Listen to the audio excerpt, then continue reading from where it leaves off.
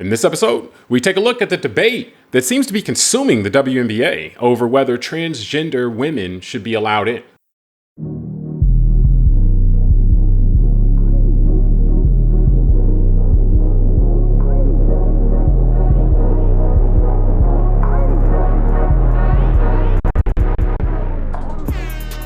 Hello, welcome to the Call Like I See It podcast. I'm James Keys, and joining me today is a man who should have been Podcaster Rookie of the Year in 2020, Tunde Ogunlana. Tunde, you ready to show him why you got the money bag? Yeah, man. I just, got to talk to you about that new contract. I was that good as a rookie. We need to talk up. They call my agent. Got you on your rookie deal, man. Yeah. How do we negotiate this one, man? Yeah. Now, I'll see you after the show. Yeah.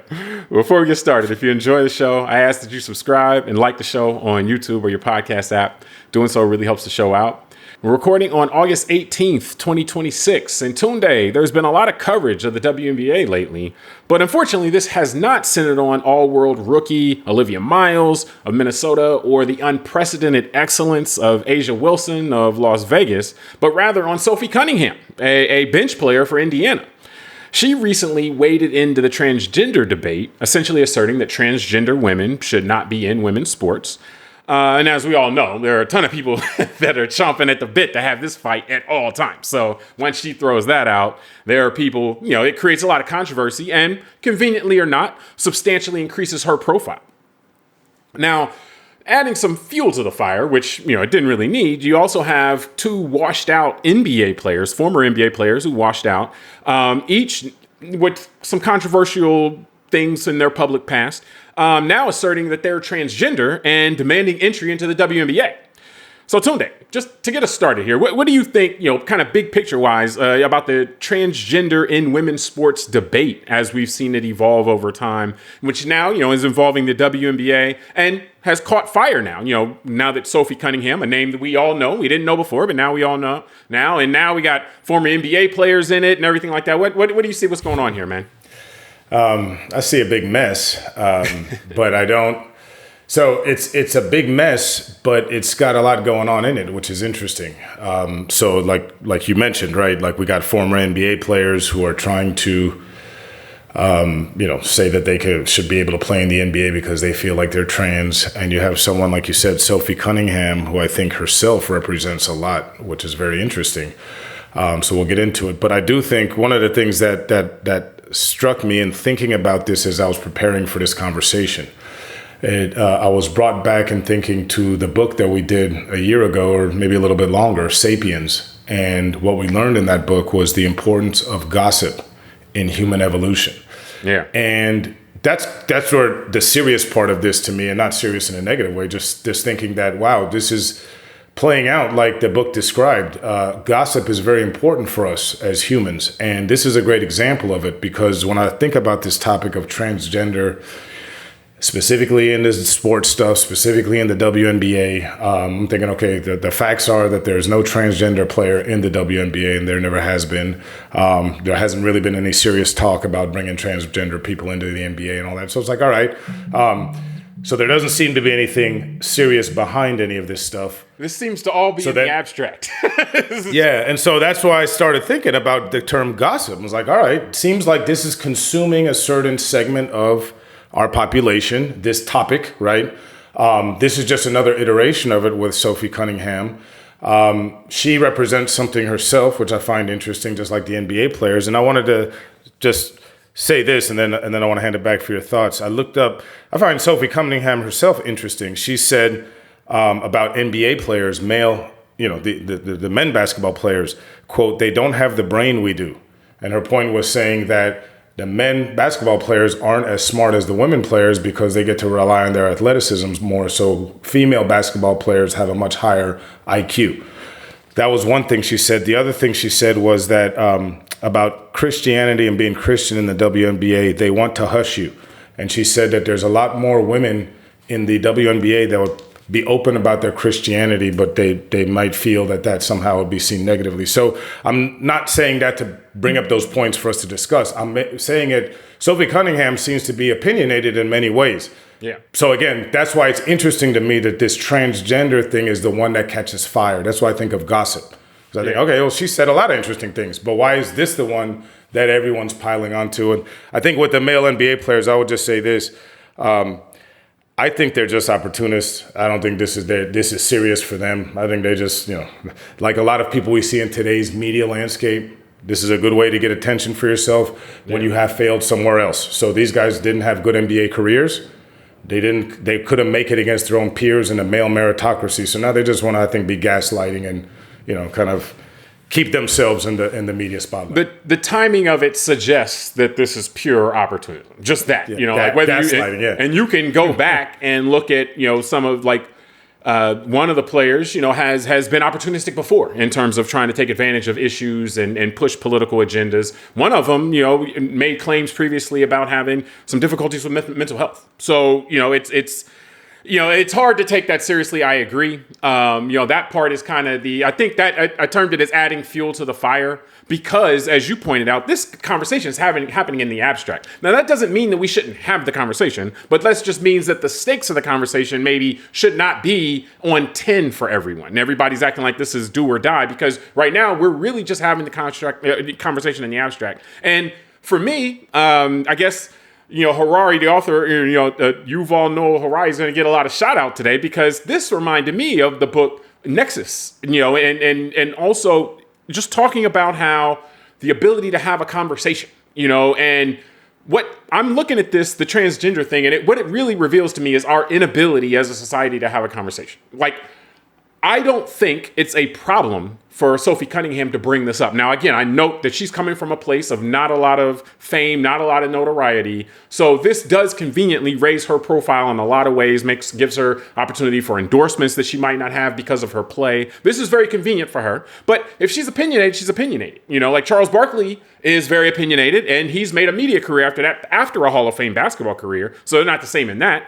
But he was a Hall of Fame player, and now he's a Hall of Fame, the media guy because he has opinions, and that's fine. But what really seems to me, what stands out here is that anytime this topic gets brought up, the ability to have a conversation, which is vital for people in a democracy, our ability just falls apart completely. This becomes a matter of the passions. It seems like to me, and this is what I mentioned to you offline, it's like everyone has to be in one camp or another. There is no conversation. There is no exchanging of ideas. Well, what are we doing here? You either have to be in the camp of, I hate trans people, and we have to do everything we can to either make them not want to do this, not want to be public about it or something like that, or just go back to living the life that I think they should be living. Or we have to be in this side of trans people can do whatever they want. And it doesn't matter the existing structures in society that may have been created without any thought of them. This isn't something like segregation, where segregation was created with black people particularly in mind. Like those people right there, we're trying to keep them out. Women's sports wasn't created with trans people in mind. Nobody was looking at trans people and say, hey, how can we keep them out? Let's create a women's division. That's not how it worked. So you have to be in this thing of we're going to take apart structures and such things that we've had set up for other reasons and let trans people do whatever they want, or I have to hate them one way or the other. And it seems like that's where the debate goes a lot of times with this. And even with some of the comments that happened afterwards, where people want, they want, like the people who are in the camp of we should hate trans people and try to guilt them into or make them feel compelled to not live the life they want to live. They've been trying to get her to go further and and we should do it. And that hasn't, it hasn't played out necessarily the way that they've expected. But nonetheless, I really am struck by, hey, where are the people that are trying to say, hey, which I would think would be the majority. So I'm surprised. Where are the people saying, hey, we don't have to hate people. We could try to set up situations for people to live their lives, but at the same time, everything isn't about you. And, if this is a society, we all have to work together. We have to live together. So just because you feel something doesn't mean that society has to bend and change everything in that moment, things that had nothing to do with you and the lifestyle you want to live. And so to me, there's just a missing part of this debate that I rarely see. And maybe it's because anytime somebody tries to to stake out. And it's not a middle position. It's not a moderate position.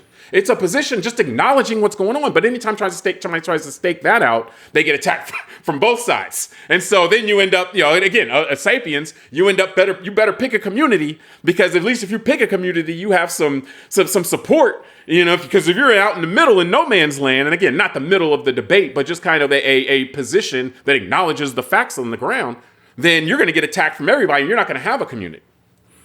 Yeah. It's interesting. So there is one group that's trying to have this conversation publicly, and it's the WNBA. From their corporate office. It's funny.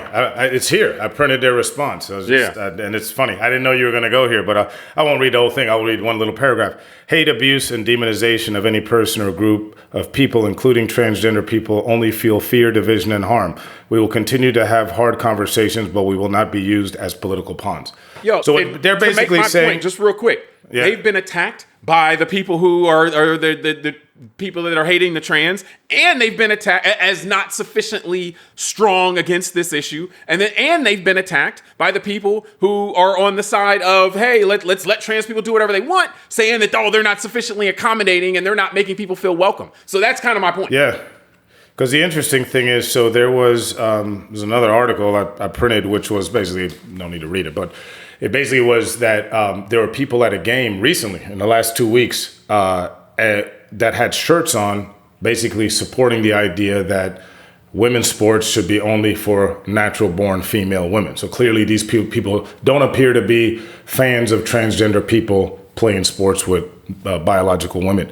And they were asked by the Indiana stadium security to put on a shirt over their shirts. Yeah. And the WNBA actually came out and defended those people in the crowd. They shouldn't have been made to cover up, and they were saying freedom of speech and all that. So the point is very well taken, James, and as you're talking, it makes me think of the concern I have for our country at a bigger level, not a joke here, is that our system was created to force debate and compromise. The Congress, the co-equal branches, everyone is supposed to stop and say, okay, maybe I can't get 100% of what I want, but if I can get 75 or 80 and you get 75 or 80, we can do this together.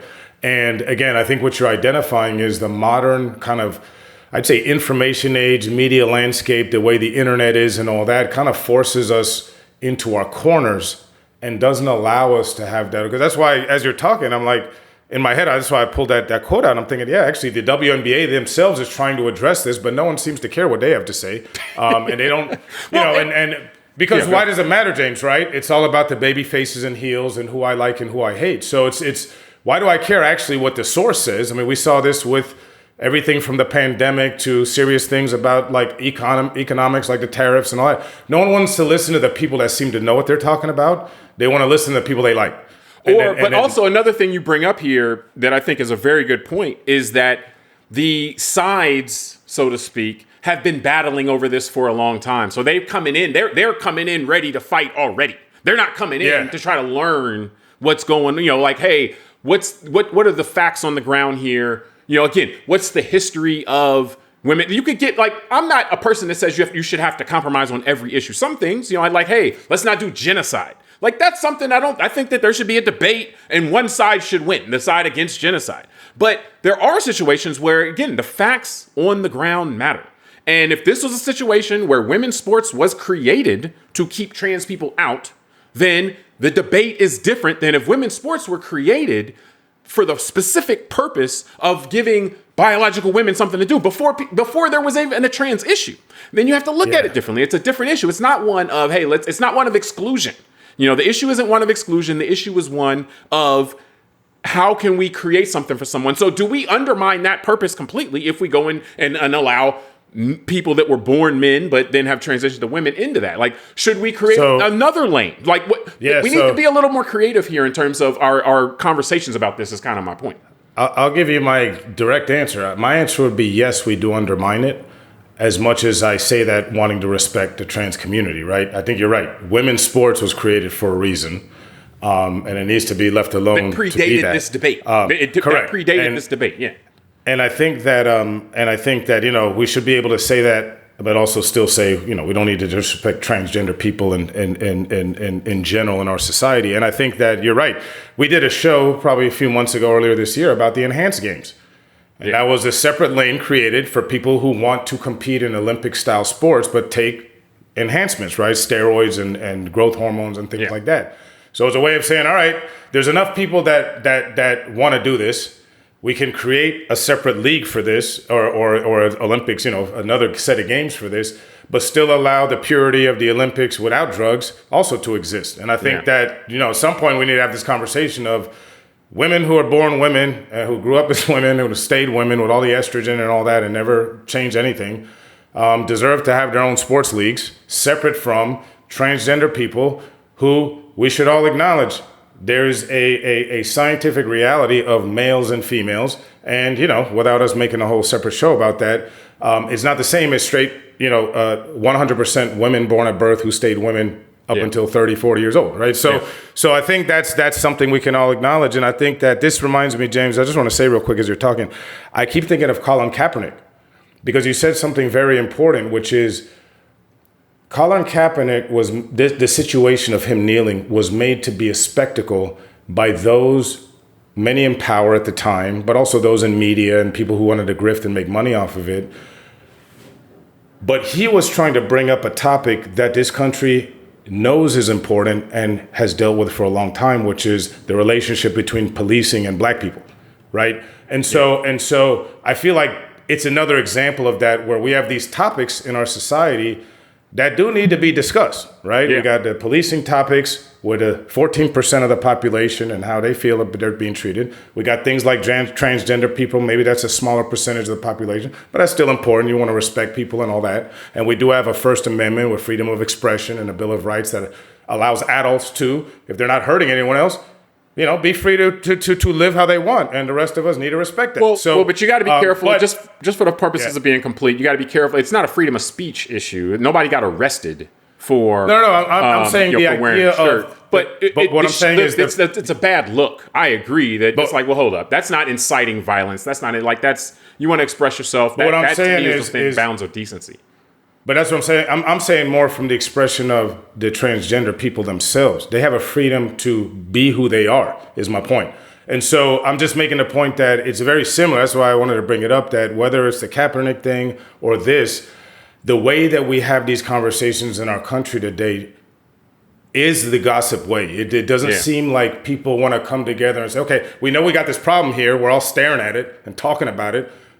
But let's move beyond the staring and talking and pointing fingers. Let's try and solve it. And I guess that's the point of the Congress. Then that's why it's dysfunctional. They're not. Well, and that's the difference between the people speaking on it and the leadership. The leadership you would want leadership in this type of situation to guide people away from the my camp, your camp mindset, and more of a how do we solve this problem? Like I said, when women's sports was created, and this is kind of where my mind is on this, similar to you.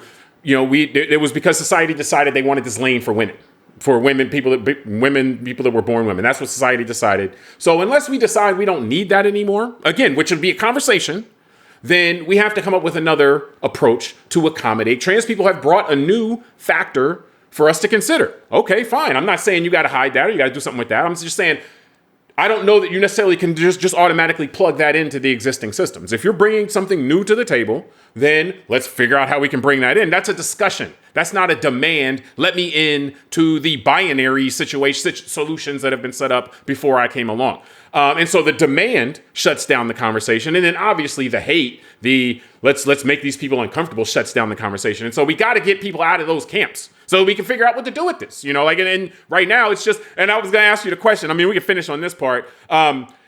You look at it from the standpoint of, okay, why is this coming up now? When it's like, well, hey, it's an election year. How convenient. So do you make anything of the timing of this coming up election time? And it's like, hey, we got this issue that our society completely is unable to have any conversation about. Let's talk about this right now. While we run up on an election with all this crazy stuff in real world political crazy stuff going on. So yes and no. So, and I prepared for this. So the answer, yes. Yeah. No, because I got a few notes here. We'll try and get through them without being too sloppy. I think the answer is yes. Obviously, we got an election in 3 months and a midterm election. So I'm going to say, yeah, obviously, I think, that both political parties will pull out all the stops months before an election. And I think that the transgender issue is probably one of the few remaining issues that the Republican Party may still have a little bit more trust than the Democratic Party right now in August of 2026. I just want to be clear because I know that's a moving target of timelines here and when people might hear this discussion. But that's why I say yes in that way, but I would say no in the sense of it seems like the cultural, because I'm thinking of the Dylan Mulvaney thing with the Bud Light can, remember that one? Yeah. And the Dr. Seuss and the gas stoves and the stuff we've talked about, right? Like over the years in our discussions here about the culture wars and the need to have this kind of constant interference so that there's a certain percentage of the population that always feels there's something disturbing them.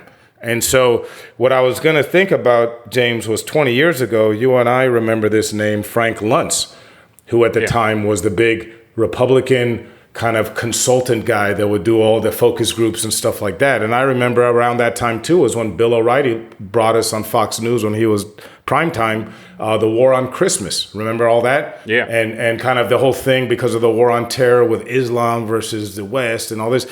So again, it's kind of reminds me of all that this is, again, another need. Because as I was just preparing for this discussion and Googling a few things, I found, Joe Rogan weighed in and I'll quote, he said, it's mostly big black gay ladies and a few scared looking Sophie Cunninghams.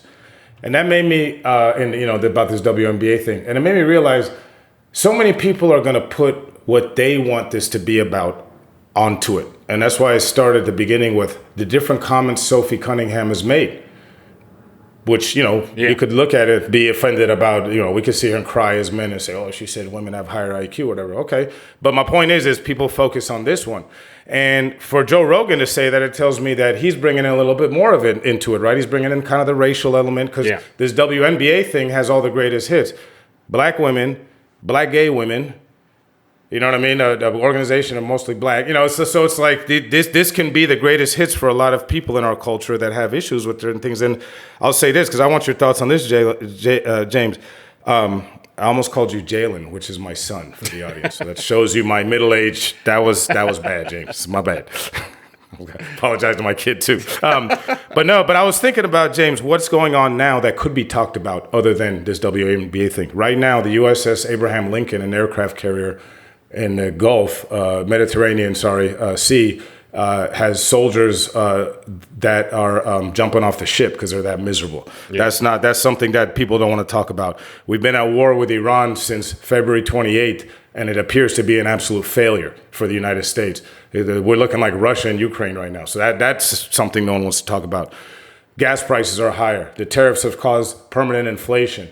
I'm not even going to keep listing it out. I'm just saying that there's important things that I think usually rank higher on people's list of things that they say they care about. Healthcare in the United States. The fact that we say we can't pay for anything, but we sent $40 billion to Argentina recently.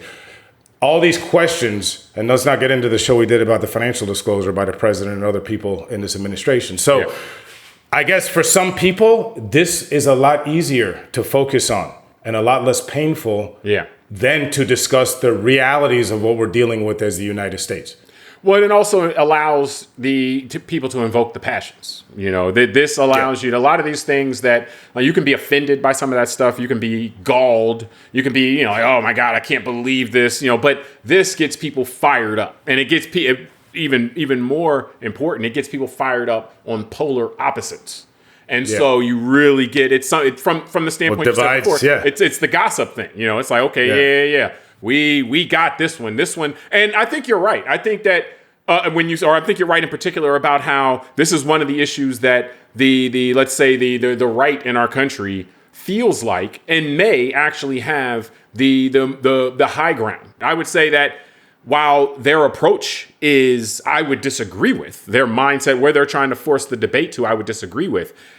If you look at from a big picture standpoint, what's happening here is that something new more or less, has been introduced in our society. And the question is, how do we deal with this something new? And I think the case has to be made for how we should do with it. The case hasn't been made, in my estimation, as somebody who's not hostile to trans people, the case hasn't been made that we have to jam this all into the existing structures. Like, how we deal with it, I'm love to have the discussion on how we can deal with it, how can we accommodate people and all that kind of stuff. But if you want to just jam it into our existing binary stuff, you got to make the case for that. Like, this is the only way we can do it. If we try to do other stuff, this is why it won't work, yada, yada, yada. That's part of my issue with the lack of wanting to have the debate here, because that's the stuff you would make during a debate. And maybe the debate shouldn't happen with the people who are on the hate side. The debate should happen with everybody else. The people who are looking, hey, make your case. Help me understand why you're saying this is the only way that we can solve this problem is by just putting this non-binary thing into our binary system. And why can't we adjust our systems? Why can't, things like that. So I think you're right with that. But then also, I just think that this is the type of issue it comes down to. I mean, you started with it. It was a great place to start. This is just more gossip oriented. This is something that is easy to grasp. Everybody can grasp this pretty easily. And the historical context, all the intellectual stuff doesn't really matter, so to speak. Like the fact that, again, women's sports was created for a particular purpose, and what people were saying about it back then, would surprise you, so to speak, as far as whether or not we needed to do that as a society, but we did. And so, I think that this is just an easier thing to talk about, to get people fired up about, and to get them to look away from all these other things that, let's say, a more rational discussion person may want to have, in terms of this type of stuff. And so I think that it comes up around election time. I'm not the kind of person that thinks there's people sitting in a room deciding when to do this and how to do this and everything like that. I think that this comes up when it comes up, and this drives eyeballs.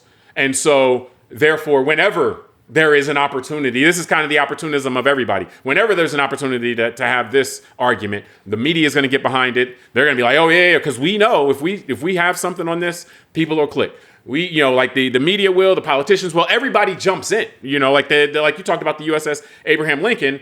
There are a lot of people that are very bothered by that. I'm bothered by that. But if I want to have a show about that, for example, it's not.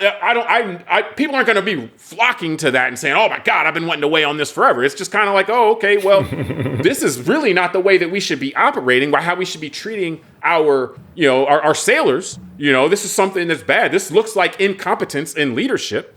And so that's not an issue, again, that people are running to talk about. So I think that it's kind of opportunism among the media. When the media is driven by eyeballs and not informing people, then this is the type of stuff, anytime it comes up, it's like, yeah, let's run with it. This is the thing to make. Any other thoughts, as we get ready to wrap this up? Yeah, man, just one last thought. I'm going to quote the second half of the philosopher Lyndon Baines Johnson's famous quote, which was, if you give them someone to look down on, they will empty their pockets for you. And that is what I was reminded too as well. It's just, this is another opportunity that some actors in our society are giving a bunch of other people the opportunity to punch down. And as we've seen with humans, give them enough, certain people an opportunity, they'll punch down and they'll take it. So yeah, I mean, it's a good point. I think that there are always a lot of issues that, when you have a large population and, the idea of a democratic society and letting the people, quote unquote, decide is one that there are pros and cons with it. I'm in favor of it. But there are pros and cons with it. Even if you go back to the founding fathers, and then some of them, calling, because remember, everybody, wasn't voting then. It's white male property owners, not just all white men, but it was because they expressed concern about allowing the quote unquote rabble to have too much of a say in what's going on. And this is the kind of stuff that's the reason why. Now, in my opinion, that's not a reason to say that people shouldn't have that shouldn't have a say. The reason I would give the reason I don't think that that inability to focus on serious issues or the desire to get overly emotional and stuff like that, those aren't reasons to not involve the people in a democratic way in a society like ours, is simply on the fact that you can't fool all the people all the time. So anytime you segment who can participate, you can fool some of the people some of the time. You know, and so it's like you make yourself more susceptible to crazy things happening, to getting fooled, to getting bamboozled and all that kind of stuff. The more people you incorporate into any decision-making process, in an orderly decision-making process, then the harder it is to pull the wool over everybody's eyes. So some people are going to see what's going on. So I think it's more of a protection mechanism to stop us from being led astray. The more you narrow down who's participating, the easier it is to lead people and a group of people astray.